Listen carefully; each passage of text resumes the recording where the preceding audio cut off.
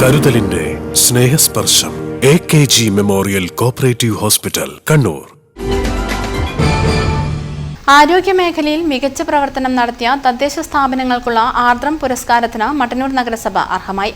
സംസ്ഥാന തലത്തിൽ 2ാം സ്ഥാനമാണ് മട്ടന്നൂർ നേടിയത്. 5 ലക്ഷം രൂപയാണ് അവാർഡ് തുക. ആരോഗ്യമേഖലയിൽ നടപ്പാക്കിയ വിവിധ പദ്ധതികളും പ്രവർത്തനങ്ങളുമാണ് മട്ടന്നൂരിനെ അവാർഡിന് അർഹമാക്കിയത്.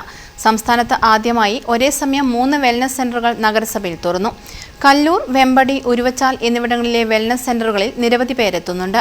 പൊറോറയിലെ അർബൻ ഹെൽത്ത് സെന്ററിന് കീഴിൽ വിവിധ ആരോഗ്യ പ്രവർത്തനങ്ങളും വാർഡുകളിൽ ആരോഗ്യമേളകളും നടത്തി. ശുചിത്വ മാലിന്യ സംസ്കരണ പ്രവർത്തനങ്ങളും മികച്ച രീതിയിൽ നടത്തിവരുന്നുണ്ട്.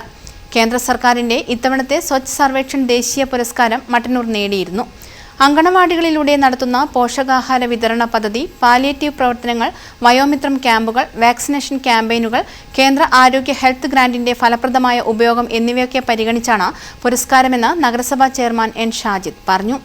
മട്ടന്നൂർ നഗരസഭയിൽ നടപ്പിലാക്കുന്ന ആരോഗ്യ പ്രവർത്തനങ്ങൾക്ക് മികച്ച അംഗീകാരം ലഭിക്കുന്നതിൻ്റെ ഭാഗമായാണ് കഴിഞ്ഞ ദിവസം പ്രഖ്യാപിച്ച ആർദ്ര കേരള പുരസ്കാരത്തിൽ നമ്മൾ കാണുന്നത്. നഗരസഭയുടെ ആരോഗ്യ മേഖലയിൽ നഗരസഭാ ആരോഗ്യ വിഭാഗവും അതുപോലെ മട്ടന്നൂർ CHC കേന്ദ്രമാക്കി പൊതുജനാരോഗ്യ വിഭാഗത്തിൻ്റെയും പ്രവർത്തനങ്ങൾ വിലയിരുത്തിക്കൊണ്ടാണ് പ്രധാനമായി ഈ അവാർഡ് നമുക്ക് ലഭിച്ചിട്ടുള്ളത്.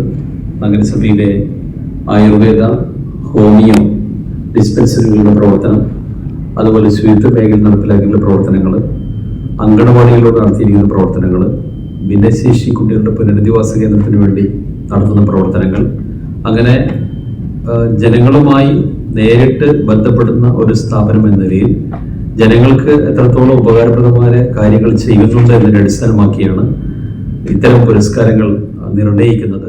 അങ്ങനെ ന്യൂസ് ബ്യൂറോ, മട്ടന്നൂർ.